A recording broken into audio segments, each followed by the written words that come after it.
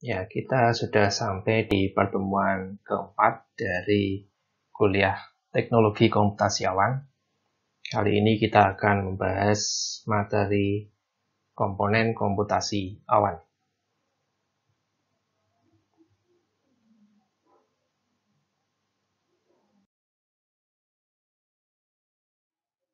Nah, setelah memilih model layanan cloud dan jenis cloud yang ditawarkan oleh vendor, pelanggan perlu merencanakan arsitektur infrastruktur. Lapisan infrastruktur adalah fondasi cloud. Lapisan ini terdiri dari sumber daya fisik yang ditempatkan di region, zone, dan data center.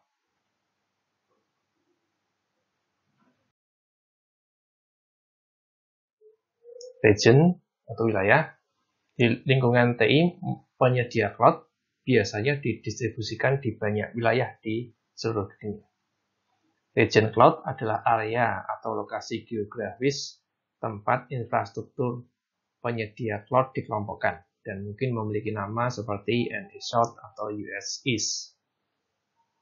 Region cloud diisolasi satu sama lain, sehingga jika satu region terkena bencana alam seperti gempa, maka operasi cloud di region lain akan tetap berjalan.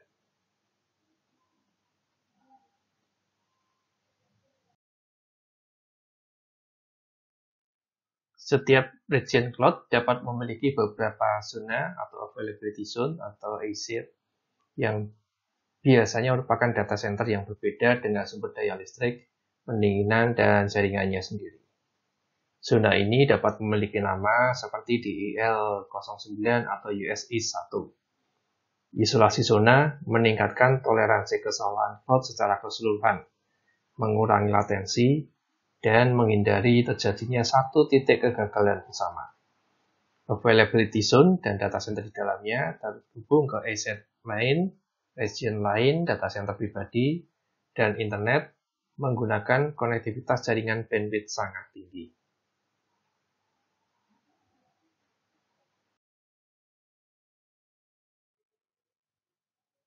Data center cloud adalah ruangan besar atau gudang yang berisi infrastruktur cloud. Data center berisi pod dan rack atau wadah sumber daya komputasi standar seperti server, penyimpanan, dan perawatan jaringan. Hampir semua yang ada di lingkungan TI fisik.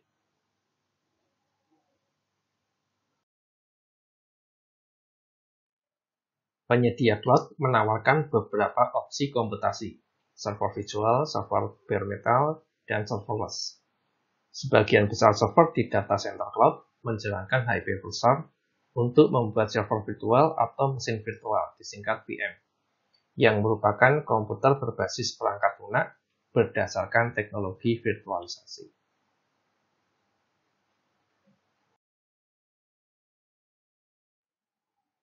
Server lain di rack adalah server kosong atau bare metal, yang merupakan server fisik yang tidak tervirtualisasi. Pelanggan dapat memilih VM dan server bare metal saat dan jika mereka membutuhkannya, serta menjalankan beban kerja mereka. Pengguna cloud juga dapat menjalankan beban kerja mereka pada sumber daya komputasi tanpa server atau serverless, yang merupakan lapisan abstraksi di atas mesin virtual.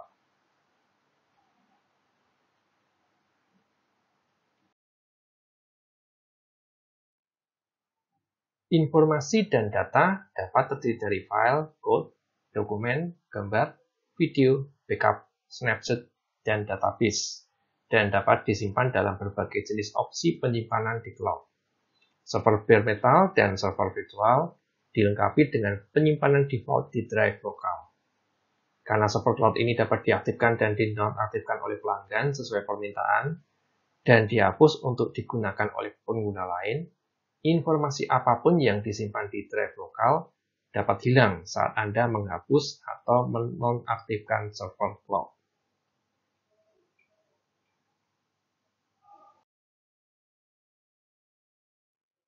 Namun, ada opsi penyimpanan lain yang tersedia di cloud untuk menyimpan data yang dapat Anda pilih tergantung pada faktor-faktor seperti seberapa penting data Anda, seberapa cepat Anda ingin mengaksesnya, seberapa sering Anda mengaksesnya, dan seberapa aman Anda membutuhkannya. Opsi penyimpanan tambahan ini mencakup penyimpanan blok, penyimpanan file, dan penyimpanan objek.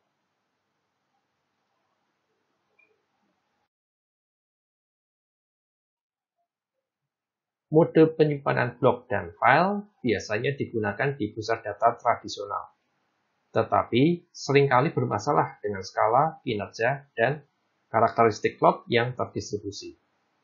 Penyimpanan objek adalah mode penyimpanan paling umum di awan, karena sangat terdistribusi dan tangguh.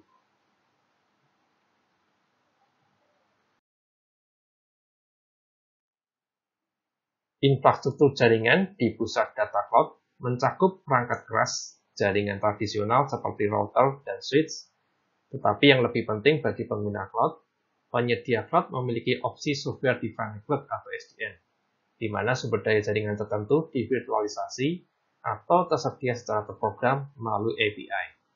SDN memungkinkan penyediaan, konfigurasi, dan pengelolaan jaringan yang lebih mudah di cloud.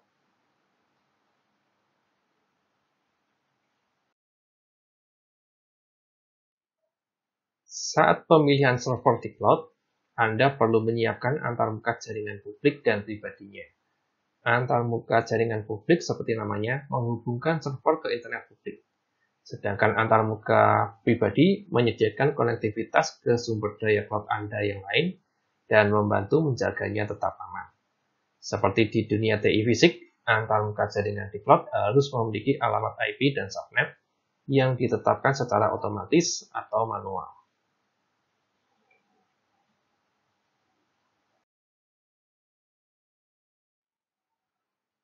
Dalam lingkungan cloud, lebih penting lagi untuk mengkonfigurasi lalu lintas jaringan dan pengguna mana yang dapat mengakses sumber daya Anda, yang dapat dilakukan dengan mengatur security group dan access control list atau ACL.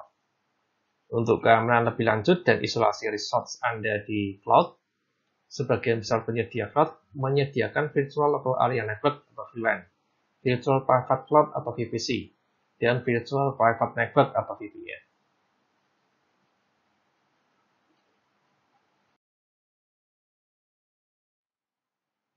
Beberapa peralatan perangkat keras tradisional seperti firewall, load balancer, gateway, dan traffic analyzer juga dapat divirtualisasikan dan tersedia sebagai layanan di awan. Kemampuan jaringan lain yang disediakan oleh penyedia cloud adalah Content Delivery Network atau CDN, yang mendistribusikan konten ke banyak titik di seluruh dunia, sehingga pengguna yang mengakses konten dapat mengaksesnya lebih cepat dengan mendapatkannya dari titik terdekat.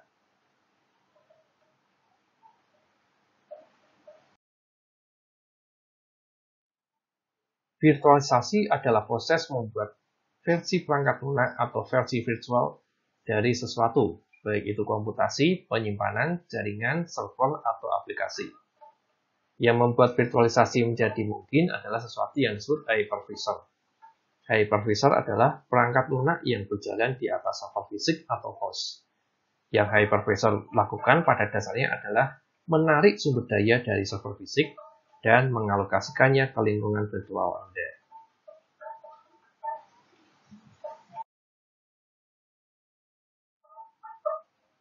Ada dua jenis hypervisor, tipe 1 dan tipe 2.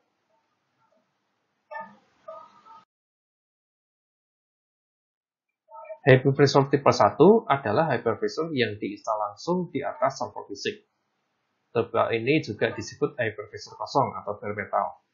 Tipe ini yang paling sering digunakan dan paling aman. Tipe ini mempunyai latensi rendah. Contoh VMware ESXi, Microsoft Hyper-V, dan KVM.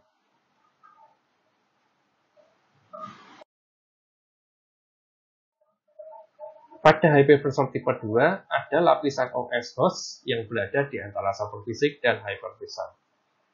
Tipe ini sebagian besar digunakan untuk virtualisasi pengguna akhir. Anda mungkin melihat beberapa di pasar yang disebut Oracle VirtualBox atau VMware Workstation. Tipe ini memiliki latensi yang lebih tinggi daripada hypervisor tipe 1. Jadi, setelah hypervisor Anda terinstall, Anda dapat membangun lingkungan virtual atau mesin virtual atau sederhananya VM.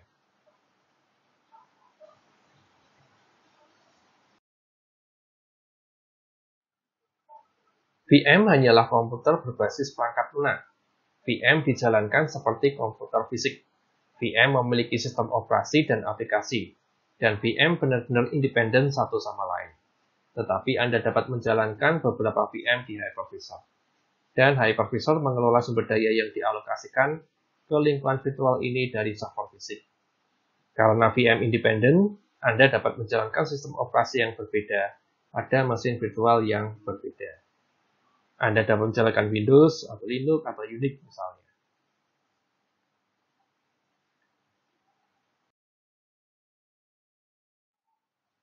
Karena VM independen, VM juga sangat portable. Anda dapat memindahkan mesin virtual dari satu hypervisor ke hypervisor lain di mesin yang sama sekali berbeda, hampir secara instan, yang memberi Anda banyak fleksibilitas dan banyak portabilitas dalam lingkungan Anda.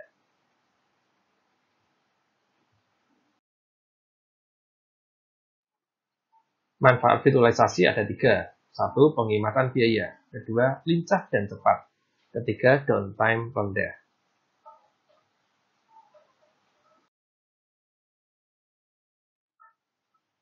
Anda dapat menjalankan beberapa lingkungan virtual dari satu infrastruktur, berarti menghemat infrastruktur.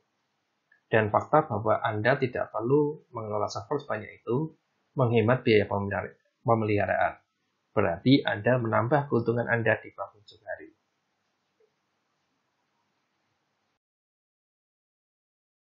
Menjalankan mesin virtual relatif mudah dan cepat. Jauh lebih sederhana daripada menyediakan lingkungan baru untuk pengembang Anda jika mereka mengatakan ingin membuat lingkungan baru sehingga mereka dapat menjalankan skenario pengujian. Apapun itu, virtualisasi membuat proses itu jauh lebih sederhana dan lebih cepat.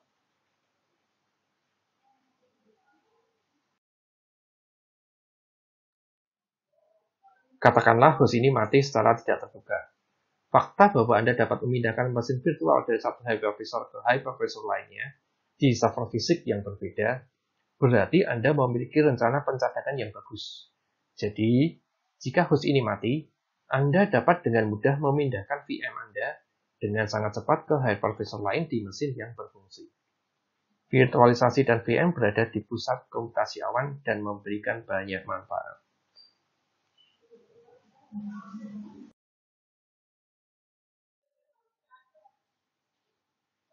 Pilihan konfigurasi VM, ada pilihan region, zone, dan data center, pilihan shared multi-tenant atau dedicated single tenant VM, penagihan per jam atau per bulan, pilihan penyimpanan, dan pilihan jaringan.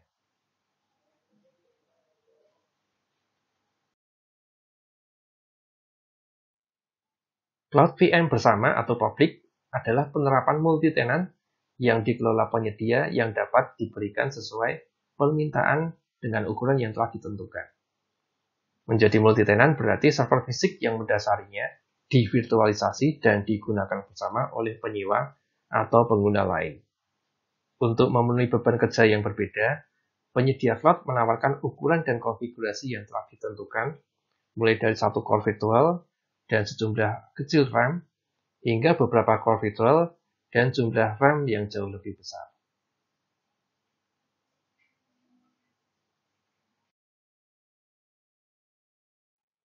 Misalnya, mungkin terdapat konfigurasi untuk beban kerja intensif komputasi, beban kerja intensif memori, atau I/O kinerja tinggi.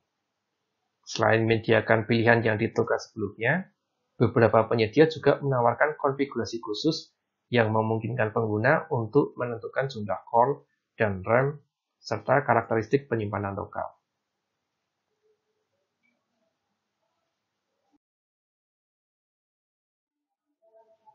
VM publik biasanya dihargai per jam, atau dalam beberapa kasus bahkan per detik, dan konfigurasi mulai serendah sen Amerika per jam. Beberapa penyedia juga mengizinkan Anda mendapatkan VM bulanan, yang dapat menghasilkan penghematan biaya jika Anda tahu Anda akan menjalankan VM setidaknya selama sebulan. Tetapi jika Anda memutuskan untuk membatalkan komisi VM di tengah bulan, Anda masih akan dikenakan biaya untuk sebulan penuh.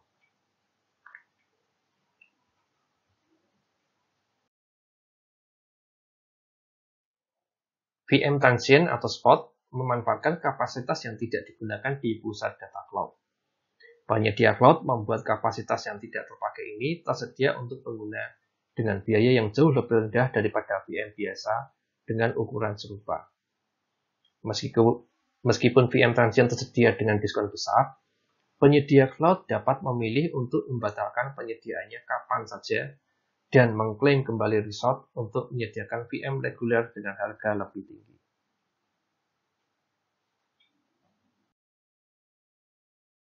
Karena Anda berisiko kehilangan VM ini saat kapasitas di pusat data menurun, VM ini cocok untuk beban kerja non-produksi seperti pengujian dan pengembangan aplikasi. VM ini juga berguna untuk menjalankan beban kerja stateless, menguji skalabilitas, atau menjalankan beban kerja big data dan komputasi kinerja tinggi (HPC) dengan biaya rendah.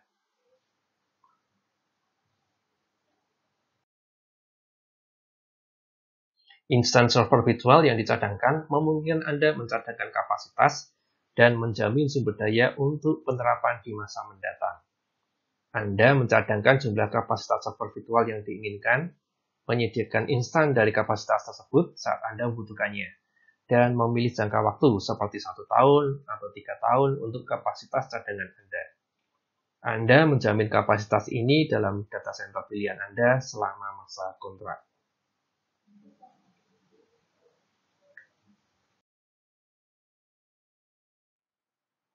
Dengan berkomitmen untuk jangka panjang, Anda juga dapat menurunkan biaya dibandingkan dengan instan per jam atau bulanan. Ini dapat berguna saat Anda mengetahui bahwa Anda memerlukan setidaknya level kapasitas cloud tertentu untuk durasi tertentu. Dan jika Anda melebihi kapasitas yang dicadangkan, Anda selalu dapat memilih untuk melengkapi penggunaan yang tidak direncanakan dan persyaratan kapasitas dengan VM per jam atau bulanan. Namun, perlu diperhatikan bahwa tidak semua jenis atau konfigurasi VM yang telah ditentukan dapat tersedia untuk dicadangkan.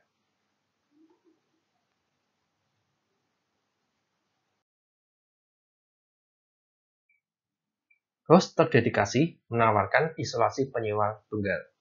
Artinya, VM Anda yang berjalan pada host tertentu, sehingga VM Anda dapat menggunakan kapasitas penuh dan sumber daya secara eksklusif dari perangkat keras yang mendasarinya. Saat menyediakan host khusus, Anda harus menentukan data center dan port tempat host Anda ditempatkan.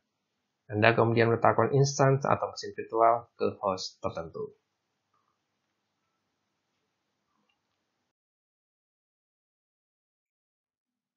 Hal ini memungkinkan kontrol maksimum atas penempatan beban kerja. Host terdedikasi biasanya digunakan untuk memenuhi persyaratan kepatuhan dan peraturan atau memenuhi persyaratan lisensi tertentu.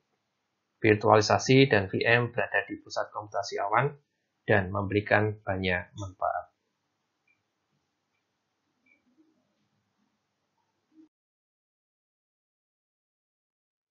Server bare metal adalah server fisik khusus penyewa tunggal. Dengan kata lain, server ini didedikasikan untuk satu pelanggan. Penyedia cloud sebenarnya mengambil server fisik dan menghubungkannya ke rak di pusat data untuk pelanggan. Penyedia cloud mengelola server hingga sistem operasi atau OS, yang berarti jika ada yang salah dengan perangkat keras atau koneksi rak, mereka akan memperbaiki atau menggantinya, kemudian mereboot server. Pelanggan bertanggung jawab untuk mengadministrasi dan mengelola segala sesuatu yang lain di server.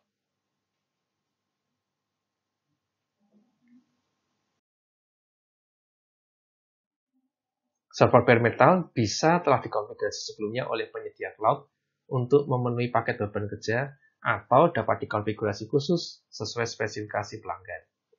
Konfigurasi ini termasuk prosesor, RAM, penyimpanan, komponen khusus, dan OS. Pelanggan juga dapat menginstal OS mereka sendiri dan dapat menginstal hypervisor tertentu yang tidak tersedia dari penyedia cloud, sehingga membuat mesin virtual dan farm mereka sendiri. Dengan server bare metal, Anda juga dapat menambahkan GPU yang dirancang untuk mempercepat komputasi ilmiah, analitik data, dan rendering grafik virtual tingkat profesional.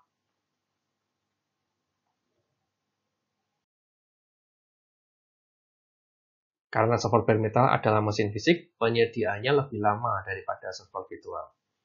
Karena server bare metal didedikasikan untuk digunakan oleh satu klien pada waktu tertentu, server ini cenderung lebih mahal daripada mesin virtual berukuran serupa. Tidak semua penyedia cloud menyediakan server bare metal.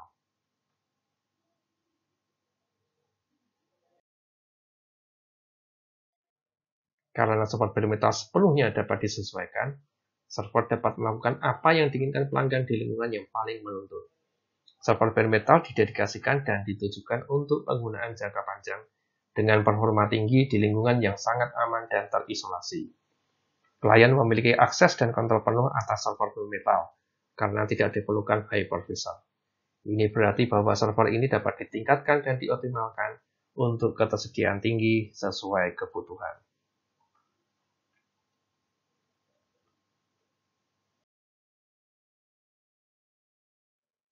Karena tidak berbagi perangkat keras server dengan pelanggan lain, server bare metal memenuhi kebutuhan komputasi kinerja tinggi atau SPC yang menuntut dan aplikasi instant data yang memerlukan delay latency rendah. Server ini juga unggul dalam aplikasi analitik big data dan solusi intensif GPU. Beberapa contoh beban kerja yang dipenuhi oleh server bare metal adalah ERP, CRM, AI, deep learning, dan virtualisasi. Jika Anda menggunakan aplikasi apapun yang memerlukan kontrol keamanan tingkat tinggi, atau aplikasi yang biasanya Anda jalankan di lingkungan lokal, server bare metal adalah alternatif yang baik di cloud.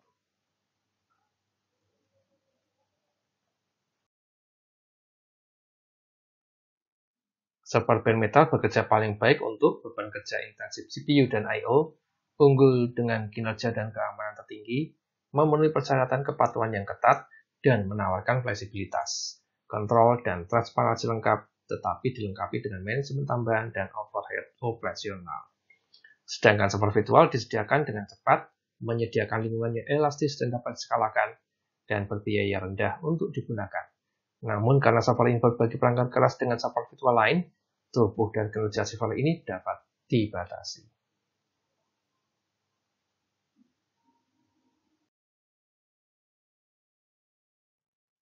Perbedaan utama antara jaringan di cloud dan lokal adalah bahwa di cloud kita menggunakan instant logis dari elemen jaringan, bukan perangkat fisik. Misalnya, Network Interface Controller atau NIC akan diwakili oleh vNIC di lingkungan cloud.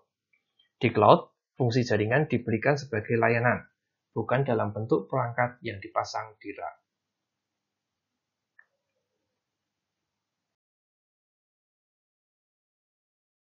Untuk membuat jaringan di cloud, yang dimulai dengan menentukan ukuran jaringan atau rentang alamat IP yang menetapkan batas atau jaringan cloud. Jaringan cloud diterapkan di ruang jaringan yang merupakan segmen jaringan yang dipisahkan secara logis menggunakan opsi termasuk Virtual Private Cloud (VPC) yang pada gilirannya dapat dibagi menjadi segmen yang lebih kecil yang disebut subnet. Jaringan cloud yang tersegmentasi secara logis adalah layanan cloud pribadi yang menamakan keamanan cloud pribadi dan skalabilitas cloud publik kepada pelanggan.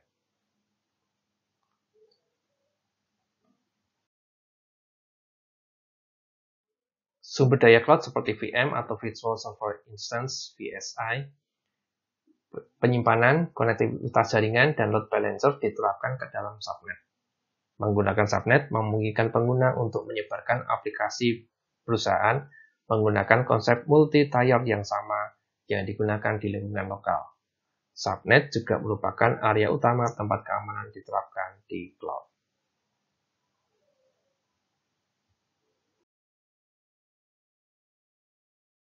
Setiap subnet dilindungi oleh Access Control List atau ACLS yang berfungsi sebagai firewall tingkat subnet. Di dalam subnet, seseorang dapat membuat security group yang memberikan keamanan tingkat instan seperti VSI. Setelah Anda membangun subnet, sekarang saatnya untuk menambahkan beberapa VSI dan penyimpanan ke dalamnya, sehingga Anda dapat menjalankan aplikasi Anda.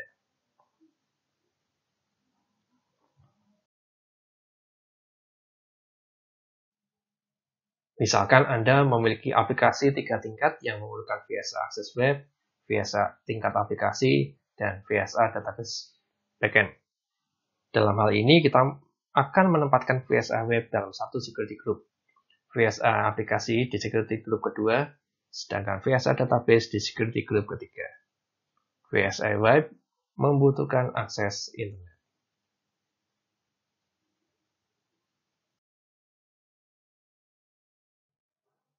Instance Gateway publik ditambahkan ke jaringan untuk memungkinkan akses pengguna ke aplikasi di internet lain. Meskipun gateway publik bagus untuk akses internet ke cloud, perusahaan tertarik untuk memperluas sumber daya lokal mereka ke cloud dengan menghubungkannya secara aman menggunakan Virtual Private Network atau VPN. Saat membangun banyak subnet dan menerapkan beberapa beban kerja, penting untuk memastikan bahwa aplikasi terus responsif. Hal ini dapat dicapai dengan load balancer yang memastikan ketersediaan bandwidth untuk berbagai aplikasi.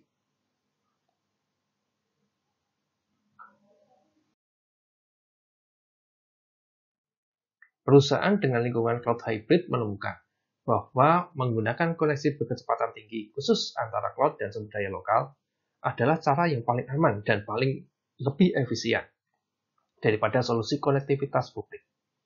Beberapa penyedia layanan cloud menawarkan konektivitas tersebut, seperti IBM Cloud dan solusi direct link-nya, yang memungkinkan perluasan sumber daya di lokasi ke cloud sesuai kebutuhan.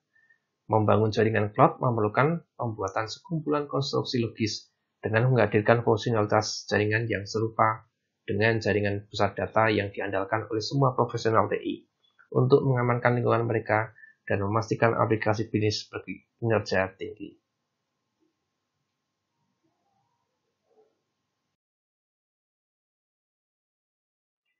Kontainer adalah unit perangkat lunak yang dapat dieksekusi di mana kode aplikasi dikemas bersama dengan library dan dependensinya dengan cara yang umum sehingga dapat dijalankan di mana saja, baik itu di desktop, IT tradisional, atau di cloud. Kontainer berukuran kecil, cepat, dan portable, dan tidak seperti mesin virtual. Kontainer tidak perlu menyertakan OS guest di setiap instansi dan sebaliknya dapat memanfaatkan fitur dan sumber daya OS host. Contoh kontainer populer saat ini adalah Docker dan Kubernetes.